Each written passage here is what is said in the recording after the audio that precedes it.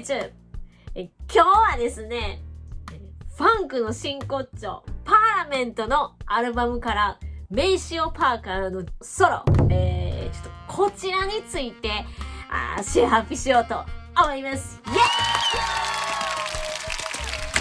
イ！待ってました。というのは私が待ってたんですけれども、もう私の大好きなバンド、パーラメント会ですね。これはね、もう本当に私がもちろん好きすぎて話すみたいなところはあるんですけれども、ファンクというのはね、もう皆様どんなものを聞いてますか？ファンクはもうやっぱりね、P ファンクなんですよ。ジョージ・クリントンっていう人が作った2大ファンクバンドみたいなのがあってね、それはパーラメントっていうのと、ファンカデリックっていうのがあるんですけれども、ファンカデリックっていうのはちょっと若干ロックテイスト寄りなんですけど、パーラメントはホーンとかが入ってるような、ファンクバンドなんですけども、この2つを合わせてっていうか、P ファンクっていう言い方するんですけども、ファンカデリックもかっこいいんですけども、パーラメントがもう大好きで、でね、やっぱね、これ、ね、なんか関西に住んでるんですけど、P ファンク大好きって言ってる人って全然いないんですよ。これミュージシャンでもいなくて。だから、日本の全国、そう海外でもいいですけど、私がバーって発信することで、ギューって寄ってくれたら、それなりの数になるんじゃないかなっていうくらいちょっとあれなんですけど、でもね、ファンクやってる人口っていうのはね、そんな少なくはないと思うんですけれども、でも、じゃあ、P ファンク最高やねっていう話になってくると、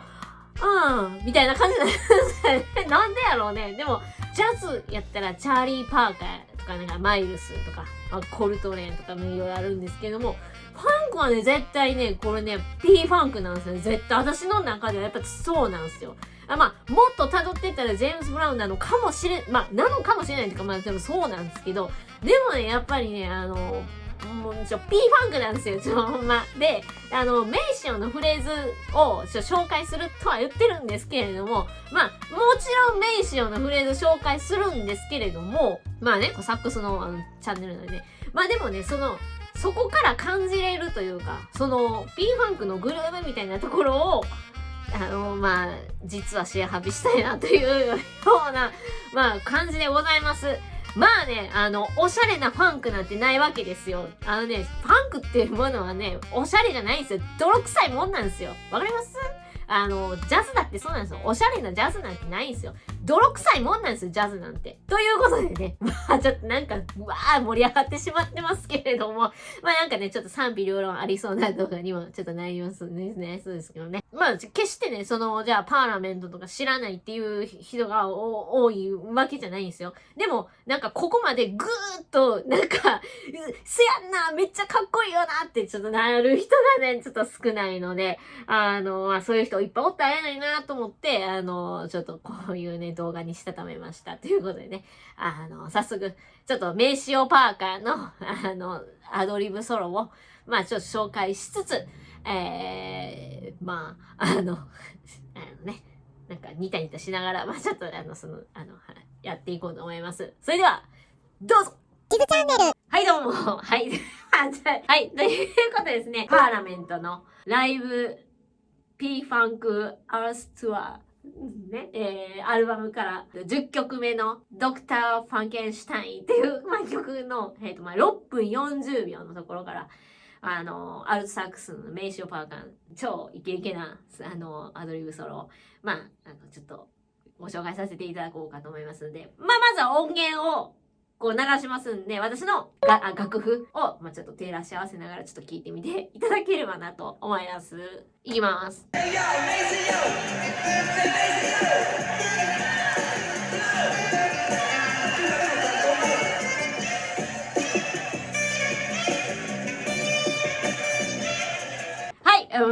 ちょっとこんな感じなんですけれども、めっちゃかっこよくないですか？ということでね、まずはこのフレーズのどんな音を使ってるかっていうところをね、説明させていただきますと、もう超簡単なんですけども、B マイナーのペンタトニックスケールということで、ちょっとブルーノートも入った、感じになっております。簡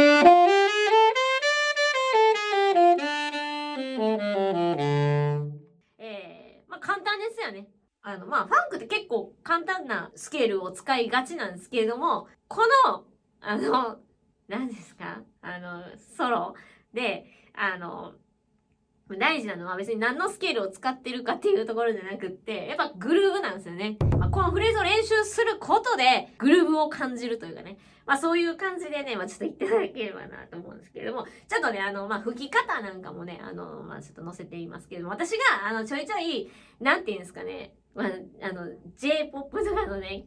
曲を、こんなん、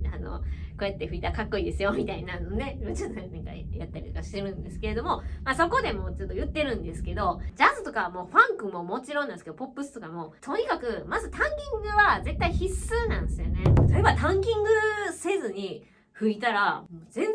雰囲気出ないんですよ。タン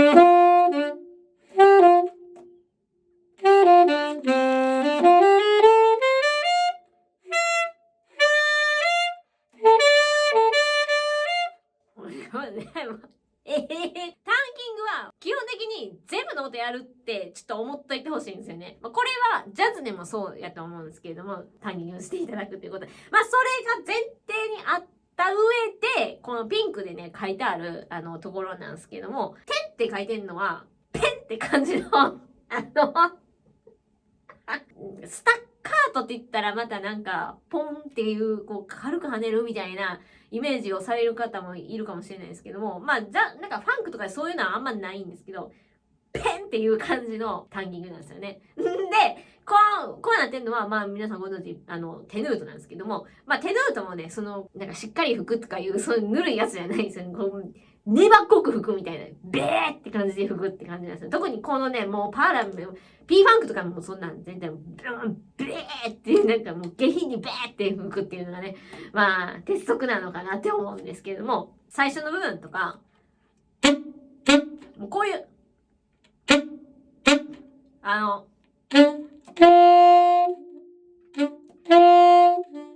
こんなね、もう綺麗な、こんなんはダメですよ。絶対これ名称こういう風に汚めに吹いてる。汚めにっていうのはすごい、なんかネガティブなちょっとイメージになるかもしれないですけども。アクセント、ベチーンってもう下ペーンって当てて、リードミスならん程度にね、ちょっとやってやったらいいかなと思うんですけど、このシムオープンのところ、音源聞いた感じでは何も音鳴ってないんですけど、多分、こんな感じで歌ってると思うんですよね、メイシーはきっと。こう、ダダダダダダっていう歌い方は絶対深い部分でしてると思うんですよ。絶対、って感じてないと思うんですよね。こんな感じで。次なんですけど、この例あるじゃないですか。この一拍目じゃないですか。この一拍目に向かって、チャチャチャラチャチャラチャって、一拍目に頂点を持ってくるフレーズなわけですよね。で、これってファンクとか結構特徴的なフレーズやと思うんですよね。だから、こういう一拍目に持ってくるフレーズみたいなのは結構あると、ファンクやるときに、便利なのかな。これ結構、ジャズとかでも、なんていうのかな。ちょっと若干ブルージーに決めたいときとかは、こういうのを使っても、なんか、かっこいいんじゃないかなって、思ったりするんですけどね。なんかね、私のね、ちょっとなんかこれ、このね、メイシオの話をした後、ちょっと私の話すんのはもうちょっとすごい、あれなんですけれども、私のね、よく、使ってるワードを私が吹いた、このしずチャンネルのね、BGM とかでもね。こういうところあるしてます。一拍目に頂点を置いてる、フレーズやったりしますよね。ちょっと注意深く聞いてみたら、そういうのってよくあると思うんですよね。こんなんなんかそういうのでね、ちょっとまた思いついたらまた言います。はい、そんな感じで。で、バーバーバーパッパータッタラすいません、このカッコっていうのは、タンギング全部しろってさっき言ったくせに、カッコはちょっとしない方が、雰囲気出るっていうことでね。ちょっとそういう感じで、吹いてもらったらいいかなって思うんですけども、これも、ちゃんと音符の長さを守って、だ、ん、だ、ん、だ、だ、ん、だ、だ、だ、だ、だ、だって音の出だしの部分は守るんですけど、音のその長さっていうところまで結構サックスの人っていうか、メロディー楽器の人ってね、やっぱね、意識いきにくいんですよね。だからね、これはね、ちょっとググってみてほしいんですけど、やっぱり、音符の、そのリズムの、その表記って、音符の長さって絶対言ってるはずなんですよ。出だしの部分をどこで、こう、音入るかっていう、そんな説明はしてないと思うんですよね。だから、ちょっと、長さ、いかにこう、どんだけ、やってるかっていうのを、守っていただくとね、まあいいんじゃないですかね。こ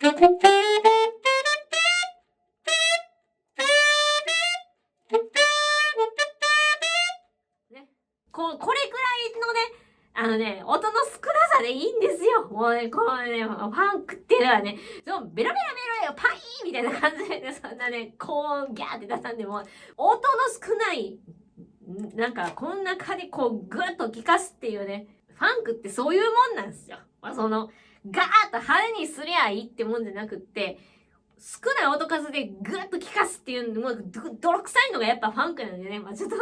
そういうところをね、このフレーズからちょっと吸収していただくといいんじゃないですかね。以前、ご紹介させていただきました。私の愛してやまないバンド、ザ・ルーツ、ね、ヒップホップなんですけれども、ここで、吹いてるスティーブ・コールマンのね、アドリブだってね、すごいかっこいいんですけれども、やっぱこれと、ちょっと、似てるっていうか、部類的に似てると思うんですけど、ジャズとかのアドリブっていうのは結構ハーモニックなんかこう、コードに対してどうアプローチしていくかみたいなところって結構あると思うんですけど、これね、ファンクとかってなると、どっちかというと、こう、リズミックなアプローチをすることがやっぱ多いんですよね。で、その、フレーズを、紹介したんですけども、そのね、何が大事かって、ワンが大事なんですよ。ザ・ワン。これ、なんかね、私の大好きな、ブーツィー・コリンズのね、ベーシストなんですけれども、この P-Funk のね、このパーラメントの、ベースを、よく、弾いてるっていうか、メインのベーシストなので、知る人ぞ知るっていう感じで、私もめちゃくちゃ大好きな、アーティストなんですけれども、やっぱり、ワンが大事で、ザ・ワン。だから、つったワン、ツー、スリー、フォー、ワン、ツー、スリー、ワン、ツー、フォー、ワンがもうめちゃくちゃ大事で、そのさっきのフレーズで、ワンに向かってるフレーズみたいなこと言ったと思うんですけども、これもまさにそうやと思うんですけど、そういったところを感じながら、フレーズを練習すると、いいんじゃないかな。そのアーティキュレーションとか、そういうのも絶対、こういう、フレーズを練習するところから、パクっていくっていうか、学んでいくっていうか、そういうのがね、やっぱね、絶対大事というか、やっぱ、真似ないと上達ってしないですからね。なんでもやっぱそうやと思うんですけども、真似をしてやっぱ上手になっていくもんやと思うんで、ファンクの、フレーズも、ぜひぜひ、トライしてみて、興味ある方はね、ちょっとやっていただければ、いいんじゃないかなという、そういう話でございました。はい。では、ちょっと、はい、戻ります。はい。地図チャンネル。はい。ということでですね。いかがでしたでしょうか。特にね、ちょっと言いたいのが、やっぱね、このベーシストのブーツィーっていうのがおるんですけど、ブーツィー・コリンズっていうね。私はね、もう、このアーティストがもう非常に好きでございましてね、ブーツィーのベースがやっぱもうすごいかっこよすぎるんですよね。もう私のちょっともう本当に大好きなアルバムが、そのブーツィーのアルバムあるんでね、これはね、もうほんまに、私の好きなアルバムのベスト3に入るぐらいもう好きなんですよ。これ聞いたらやっぱファンクってやっぱそうやんなって、私はなった、アルバムでございますので、ぜひね、ちょっとね、ファンクのグルーヴに酔いしれてほしいですね。ブーツィーのね、このアルバムを聴いてね。ということで、はい。なんかね、今日はね、私の好きなことを、べーって喋ったような、ちょっと動画になってしまいましたけれども、またね、ちょっとね、あんま需要ないかもしれませんけれども、これはめっちゃ好きなんで、しつこいめに何回か、この動画を、ちょっとね、この回の動画を、やろうかなと思ってますんで、よろしければ。はい。ということで、今日はこれで終わりです。この動画が面白い、役に立ったと思っていただいた方は、高評価を、チャンネル登録もよろしくね。バイボーイ。